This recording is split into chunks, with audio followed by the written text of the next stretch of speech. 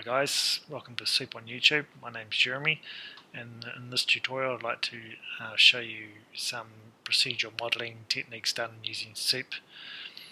In the scenes folder you'll find the scene here. It's called Organic Varroy Patterns 2. It doesn't look exactly like this. I've just thrown a colour on the shader and it's got some lighting. But it's obviously a dragon, and it's got some cool little holes inside the model.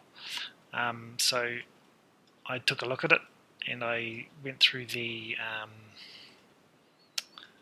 scene hierarchy, and although it looks a little bit daunting at first, it's actually quite simple when you break it down into subsections.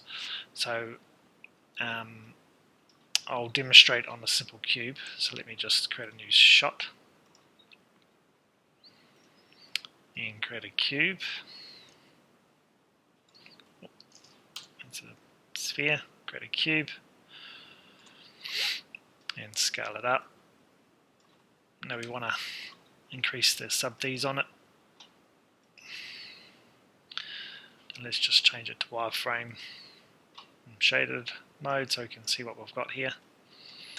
Let's just reduce it down a little bit. Okay, and we kind of want to create an interesting tessellation on our objects, so I'm going to go in and I'm going to triangulate it. So now we've got a few more faces on my object, and also now just to give them a bit more variation I'm going to give it a smooth. So now we've got some really cool looking octagonal or hexagonal looking shapes in there as well. But what we want to work with is just the hexagon shapes, and we want to kind of get rid of all the other detail that's in there. So that's the first part of the operations that we need to make. So if we go in here and have a look at our network so far, we've got a little bit of a history here, which is what we want. The cube shape is going to be at the end of the network, so we'll just make that a little bit bigger. So what we want to do initially is we just want to grab all of the original verts. So let's create a group node to do that.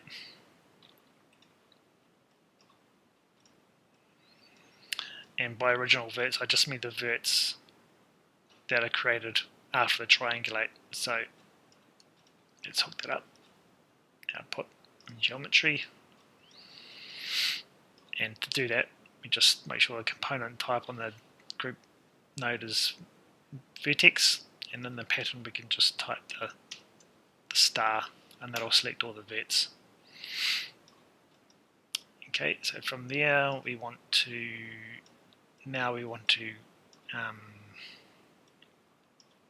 convert our selection to edges. So we just use component to a component node.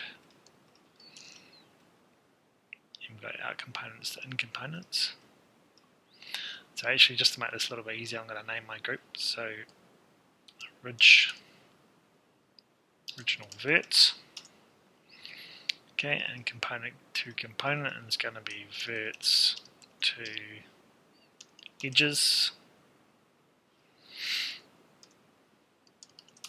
Verts to edges, and if we go in there, we can see that our output component type will now be edge. You've got to make sure that that's there, and we need to also feed it a mesh input.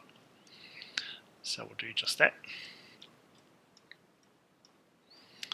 Okay, and now we want to basically we want to delete our original edges and leave our hexagon shapes alone. So to do that, we just want to create a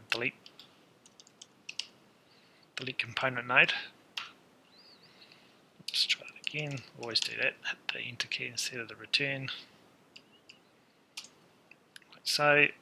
We can go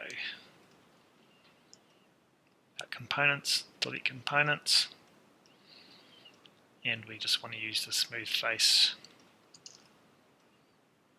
output in geometry. If we now plugged it into the final mesh, you'll see that we haven't exactly done what I want it to do. Let me see why it is doing that.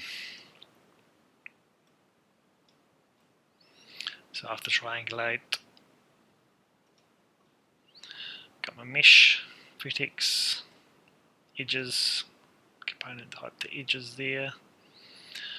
Maybe that needs to go into there instead. Okay, there we go. So after the poly smooth, we throw the mesh into the verts, the edges, then we delete our edges that we don't want, and then we end up with our hexagonal shaped tessellation.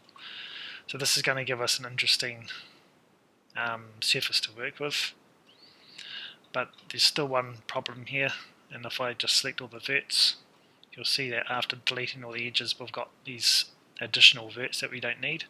So we can get rid of those by doing another delete operation on it. And so we have our verts the edges. We're going to do another component to component node, and this time we're going to make it edges, spell it right, edges to verts. Okay, so make sure that's on verts, and then we connect it up. Components and components. And I am assuming that I can throw the poly smooth face in there as well. And we create another delete node. Delete component node. Put the components in there from the edges to verts. And feed the out mesh from the other delete node into the second delete node, and then straight into the cube. And hopefully our verts are gone. So now we have nice clean mesh. So that's the first part. And one day when the development crew decide to tidy up the node editor, we can all throw that into a container.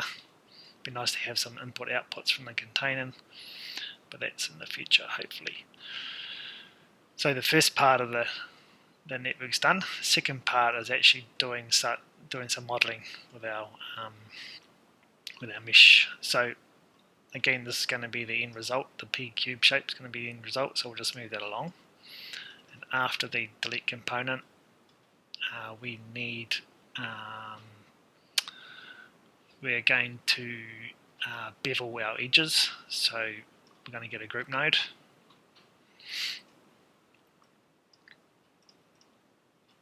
And we're going to bevel our edges, so we want our edges, and we want all of them. And we're going to connect that up, our geometry. Okay, and we're going to use a bevel, poly bevel edge.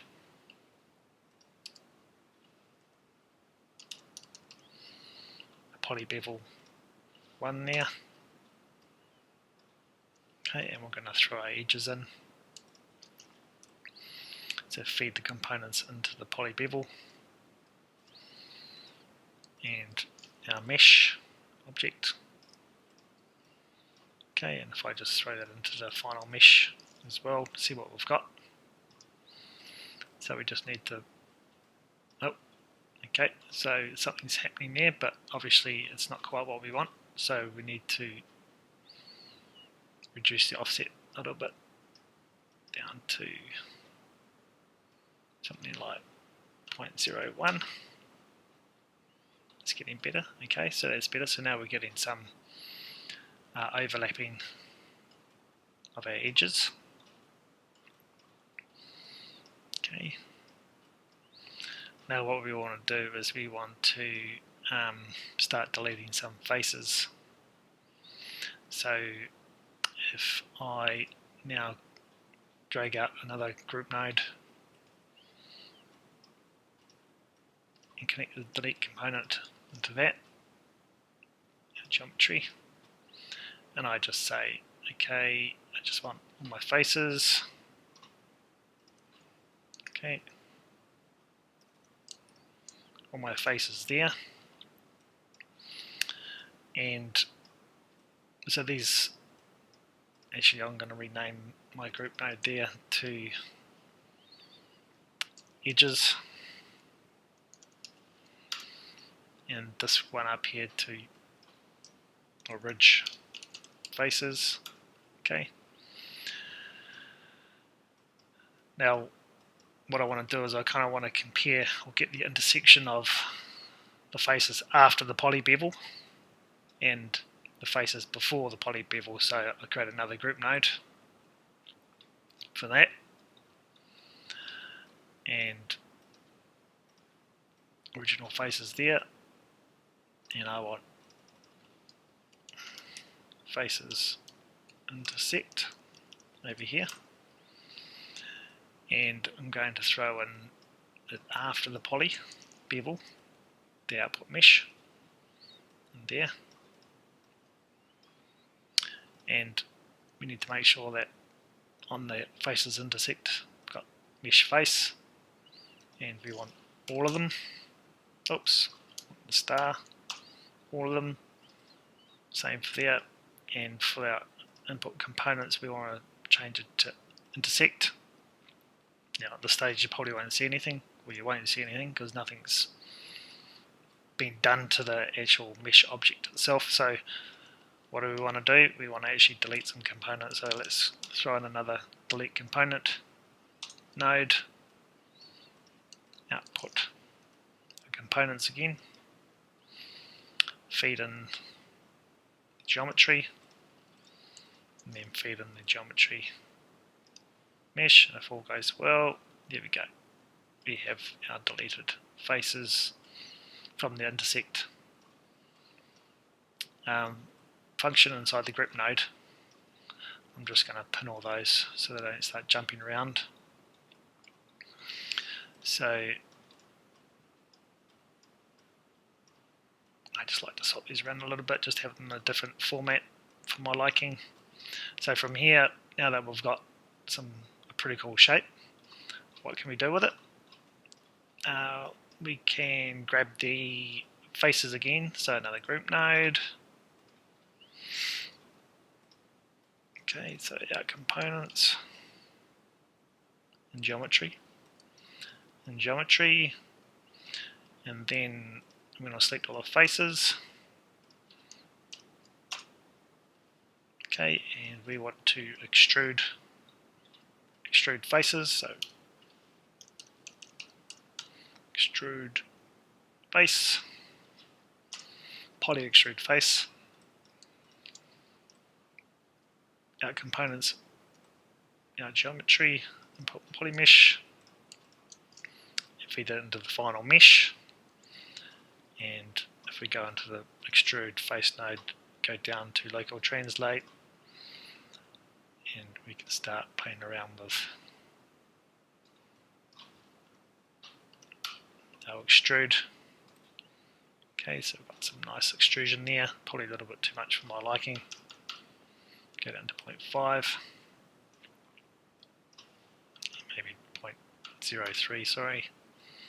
Okay, and just to even, so if we take off wireframe and shade it, you can see we've got this cool little honeycomb looking object, and again we can do another poly operation on it, and so we're going to do a smooth, so again we just create another group node. Okay,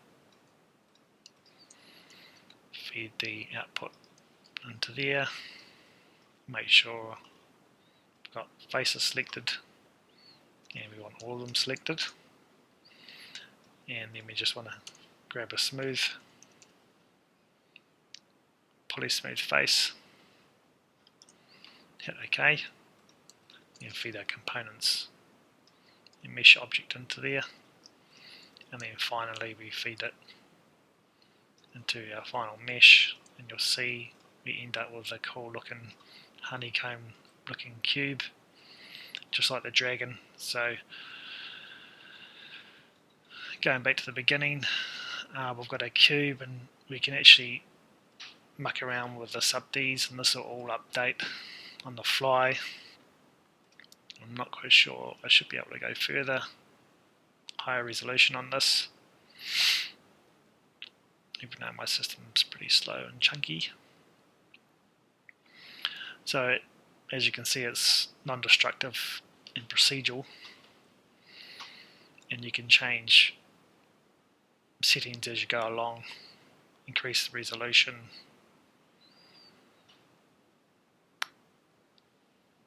Once it's finished doing its thing, so if we go back down to 10, just to make life a little bit easier for me.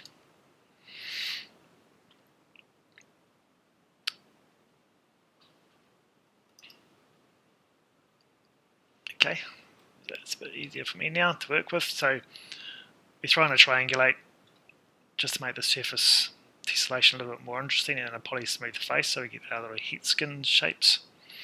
We grab the original verts from the triangulate because they're the ones that we're going to delete eventually. We change the verts to edges. We need this in here. We need the original verts in here prior to the edges thing, otherwise it doesn't work for some reason. So we get the verts to edges,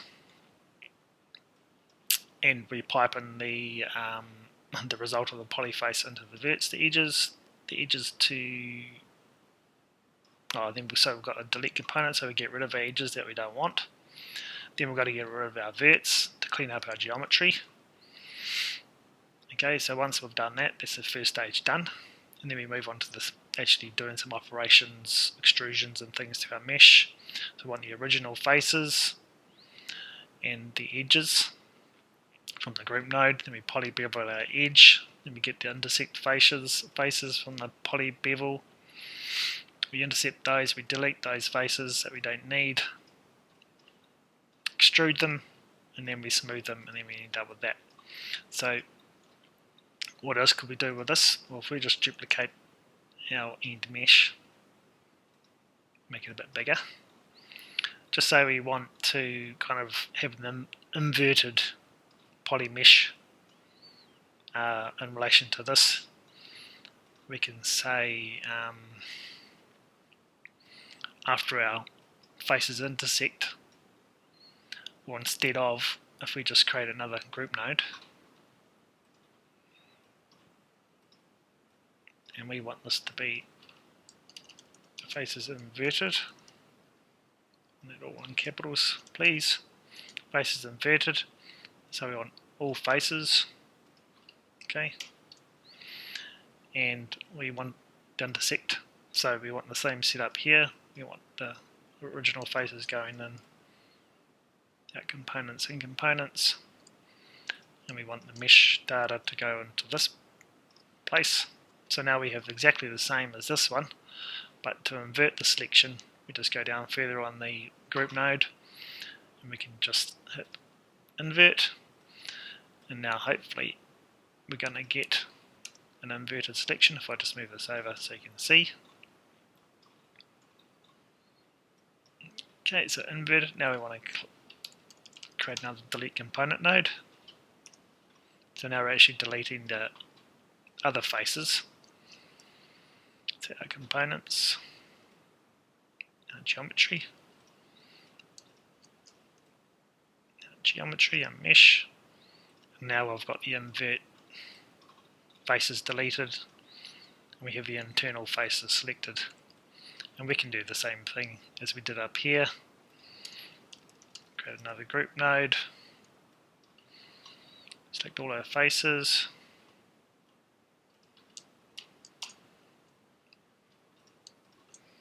out mesh, out geometry, and we want to poly extrude face. Again, bring this out to here. So our components go in, our components, our geometry, then our final mesh goes in there, and so we want to extrude at the extrude, so 5 say. Okay, so now we've got the same thing as the other side, but just the other faces, and of course we can do the smooth as well. Group.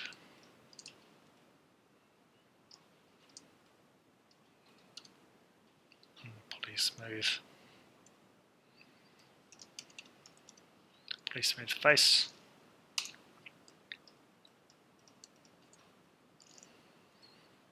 Our components, geometry, and our final mesh. Yeah. Poly smooth face. Yeah. Yeah.